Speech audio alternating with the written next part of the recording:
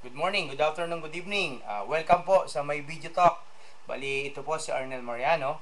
So, para po sa mga first timer, naging first timer din po ako kamukha nyo. So, na-invite po ako sa negosyo na to June 6, 2009. That time, naka-base pa po kami sa Dubai. Bali, ang nag-invite po sa akin dito, yung ex-girlfriend ko. Ayan. Kasi asawa ko na po siya ngayon, si Abby Mariano. So, bali, nagwo-work po ako as a site civil engineer sa Dubai. Yun naman pong misis ko, nagwo-work siya, supervisor po siya as receptionist sa isang magandang hotel sa Le Meridian, Dar Arsondos. And in-invite po siya ng boss niya. Yung boss niya po, Indiano. So, siguro naman po nakita na kayo ng Indiano, no? So, yun. Pag-uwi po ng misis ko galing sa work niya, from hotel, so pagdating niya sa flat, in-invite niya po ako. So, sabi niya po, Daddy, invite ako ng boss ko.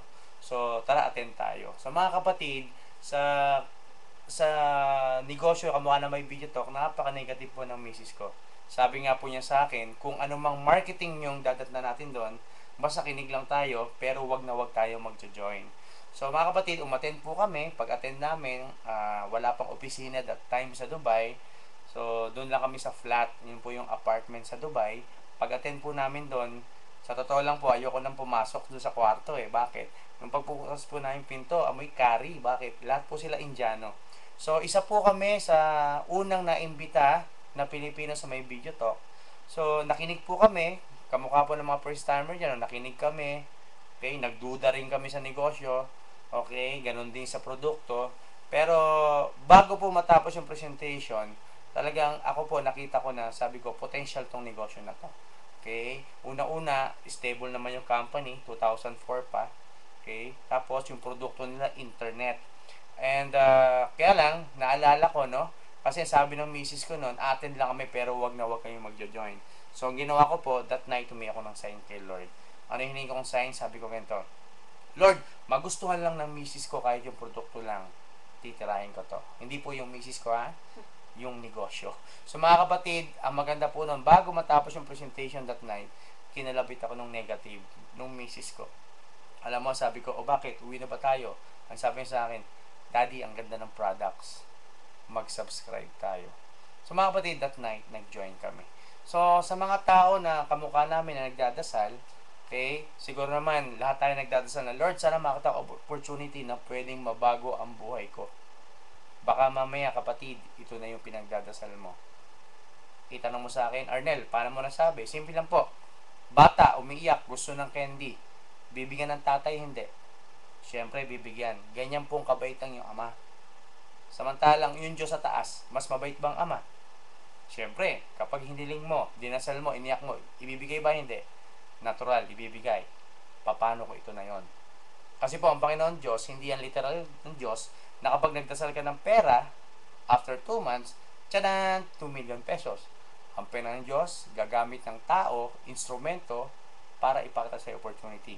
Baka yan na yung tao nag-imbita sa'yo. Pero ito, sisiguraduhin ko sa'yo, ang Panginoon Diyos is a good God. Never siya magpapakita opportunity para paglawain ka lang. Kaya ito pinakita sa'yo, kasi ito na nga yon. So mga kapatid, ginrab po namin opportunity. Ito po maganda. Hindi po ako IT. Wala po akong alam sa ganitong produkto. Internet, ang linya ko po, bakal sa kasimento. Pero sabi nga po nila, ang isang bagay, madaling linyahin o madaling mapag-aralan kung gugustuhin mo. So mga kapatid, pinag-aralan ko lang po yung negosyo. Inunti-unti ko po siya. Okay? Kamukha po ninyo, nag-invite lang po ako ng mga kaibigan ko. Okay? Ang maganda po nun, hindi rin po ako salesman. So, natutunan ko po siya. Imagine nyo po napaka-busy ko pong tao. Before, I used to wake up 4:30 a.m. Ang work ko po, 7 a.m. until 7 p.m. And siguro naman po, alam nyo kung gaano pong kainit sa Dubai. Nag-work po ako sa construction. So, tiniis ko lang po yon. Bakit? Kasi gusto ko po mabago ang buhay ko. Buhay namin mag-asawa. Good news po. Sa kasusubok lang. Okay? Sa kasusubok. Okay? Pakonti-konti. Nagkaroon mga taong naniwala sa aming mag-asawa. Good news po. After 5 months doing part-time. Okay? Kumita po ako ng $2,000 isang linggo. doon na po kami nag-decide mag-asawa. Na sabi ko, kung ito part-time lang at kikita ako ng 86,000 isang linggo, so ginawa po, full time na po namin. So December po, nag-resign po ako. Good news po. January 1st, 2010. Grabe. Pinakamasayang bagong taon sa aming mag-asawa or sa akin. Bakit? Kasi yung tumutunog ko alarm clock every 4:30 a.m. tinapon ko na po sa basurahan.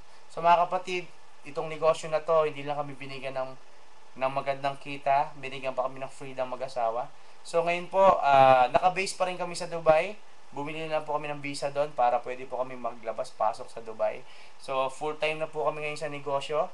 March 2010 po, kumita po ako ng $6,000 isang linggo. So, sa isang buwan po, ang pinamakaling ko kinita dito sa isang account lang is $19,950. So, magkano po yun sa pesos? 900,000 pesos po. So, kaming mag-asawa rin po ang nagdala ng My Video Talk dito sa Pilipinas. Kami po yung nag-put up ng office dito sa Ortigas. So, syempre po, sa tulong po ng Global Managers po, MBT Spark Global Managers. Nandiyan po si Wilmar Taglinao. Okay, siya po ang Global Managers po na nasa Cebu. Nandiyan po si Erwin Peteluna. Siya po ang MBT Global Managers na naka-stay sa Luzon. And nandiyan din po si Merkel Balbuena na siya po yung Global Managers na nag-stay sa Mindanao. So mga kapatid, grabe po itong negosyo na to. Dahil po sa negosyo na to, nakabili po kami ng sasakyan. So simple lang po yung bili namin sasakyan kasi kapag unang sasakyan sa ganitong negosyo, maluluma lang eh. So nagkasundo kayong mag-asawa, simpleng kotse lang. So simple lang nga po. So brand new po siya. 2011 Mitsubishi, simple lang, Montero Sport. So yun po, kasi yung susunod mas maganda. So dati po, umuwi pa po kami from Ortigas to Manila pag nasa Pilipinas kami. Pero ngayon po, nag-stay na po kami sa likod ng office natin. Okay, sa Ortigas. Saan po? Sa condominium. Okay? So mga kapatid, yung Montero Sport na yan, yung condominium na yan, lahat po ng kinita po namin, galing lang po yan sa 11,500 pesos na subscription na may Video Talk. Mga kapatid, binago po nito ang buhay namin.